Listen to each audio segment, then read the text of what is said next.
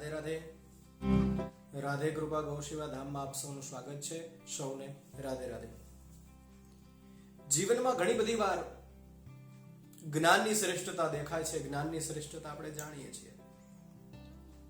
સાથે સાથે ચરિત્ર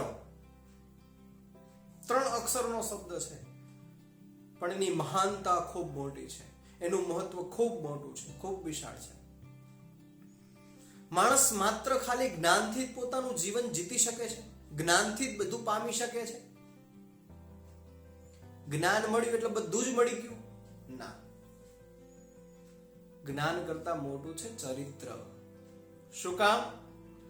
કારણ કે માણસના જીવનમાં જ્ઞાન કરતા જો ચરિત્ર શ્રેષ્ઠ ના હોય તો એ જ્ઞાન પણ કામનું હોતું નથી. જ્ઞાન કરતા ચરિત્ર મોટું છે. એક રાજા પોતાના રાજ્યમાં જે બ્રાહ્મણ હતા, રાજપુરોહિત હતા, એમનું ખૂબ માન સન્માન કરતા, કારણ કે પોતે ખૂબ જ્ઞાની હતા.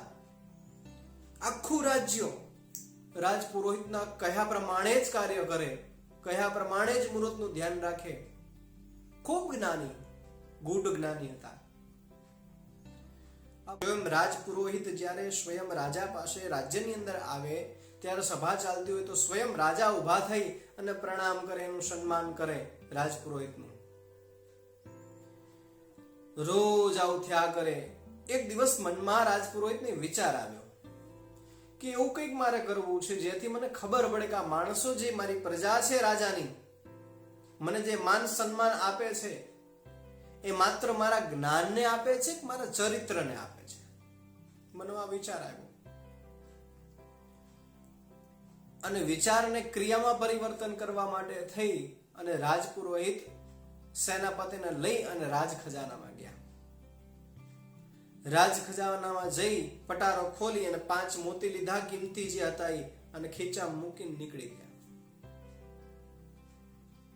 અને આ દ્રશ્ય એનો સેનાપતિ, જે રાજાનો સેનાપતિ હતો, એને જોયું. બીજો દિવસ થયો. સવારમાં પ્રાતકાલ આવ્યા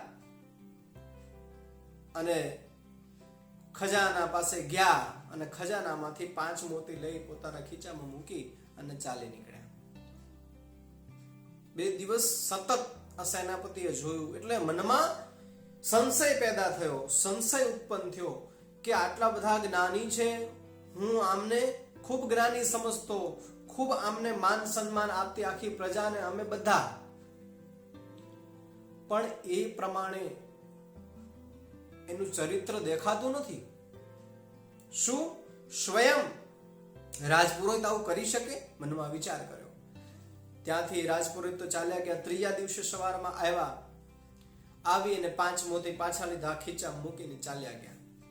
આ દ્રશ્ય હવે સેનાપતિથી જોવાયું નહીં એટલે રાજાને વાત કરી કે રાજા, રાજપુરોહિત તો આપણા જે છે એને તો આવું કર્યું, એ તો આવું કરે છે, ખજાનામાંથી રોજ 5 મોતી લઈને જતા રહે છે.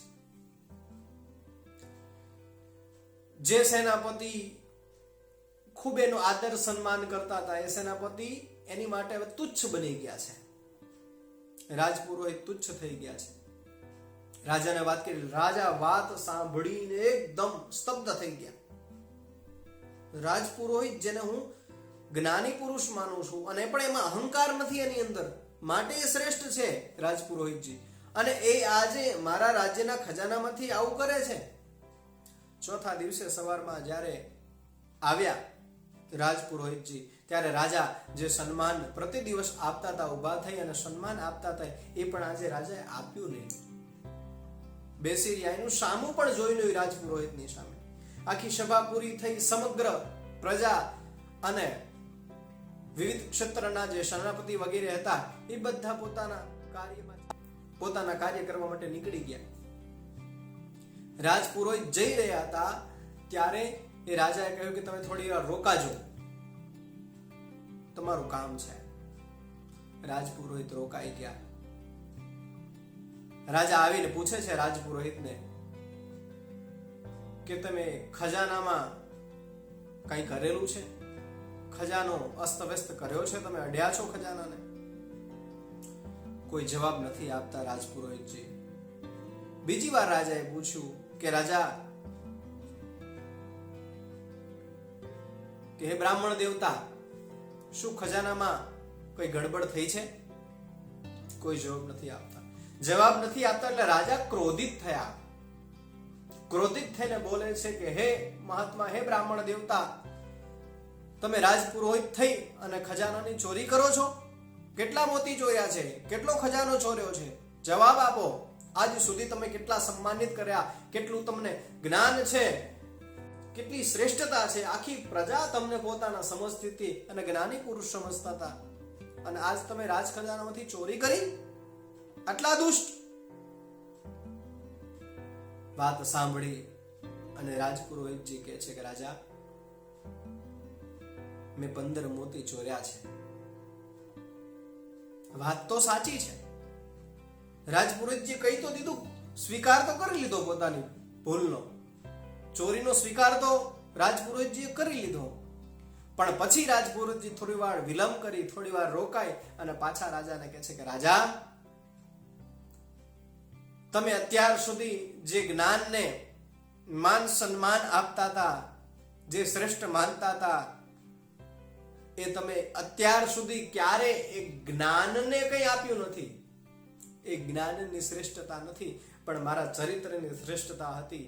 અને એટલા માટે અત્યાર સુધી તમે જે માન સન્માન આપતા હતા એ મારા જ્ઞાનને નહીં, પણ મારા ચરિત્રને તમે માન સન્માન આપતા હતા. માટે રાજા, સમગ્ર પ્રજા અને તમારા સમગ્ર સૈનિકો દ્વારા આ જે દ્રશ્ય મેં જોયું, તો આજથી મને થયું કે મને મારા જ્ઞાનને નહીં, લોકો જે પૂજતા હતા એ મારા ચરિત્રને પૂજી રહ્યા હતા. માટે હું શ્રેષ્ઠ હતો, બાકી મારા જ્ઞાનથી શ્રેષ્ઠ નહીં. માટે સાહેબ, જીવનમાં યાદ રાખો, કદાચ જ્ઞાન ઓછું મળશે ને તો ચાલશે, જ્ઞાન કદાચ નહીં પણ હોય ને તો પણ ચાલશે, પણ જીવનમાં જ્યારે ચરિત્રની વાત આવે ત્યાં તમે નીચા પડ્યા, ચરિત્રને જો ડૂબાડવાનો પ્રયત્ન થયો અને જો ચરિત્ર તમારું ડૂબી ગયું, તો જીવનમાં ગમે એટલું જ્ઞાન હશે ને એ માત્ર ને માત્ર ખોપરી અને ચોપડીમાં જ રહેશે, બાકી ક્યાંય કામ નહીં લાગે. કારણ કે માણસ બધેથી ઉતરી જાય તો ચાલશે, જ્ઞાન ઓછું હશે તો ચાલશે, બુદ્ધિ ઓછી હશે તો ચાલશે, પણ સાહેબ કોઈની નજરમાંથી હું તમે ઉતરી જઈશું ને તો જીવનમાં કોઈ દિવસ સફળ નહીં થઈએ અને જીવન આખું નિષ્ફળ થઈ જશે. જીવવા છતાં મરણની જેમ જીવતા હશું આપણે. માટે કદાચ શ્રેષ્ઠ બનાવો, જ્ઞાન ઓછું હશે, જ્ઞાની થઈએ કે ના થઈએ 2 નંબરની વાત છે, પણ સૌથી શ્રેષ્ઠતા એ છે આપણે કે આપણા ચરિત્રને શ્રેષ્ઠ બનાવો. સ્વામી વિવેકાનંદે બનાવ્યું છે પોતાનું ચરિત્ર શ્રેષ્ઠ.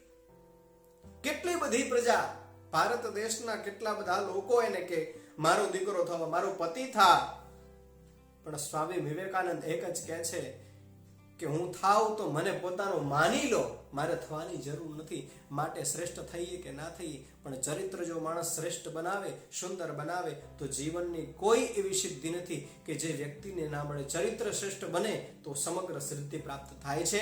આપને આ કથા કેવી લાગી જરૂરથી આપ જણાવજો, લાઈક કરજો, કોમેન્ટ કરજો, શેર કરજો અને રાધે કૃપા ગૌ સેવા ધામ સબસ્ક્રાઇબ કરજો. આપ સૌને રાધે રાધે.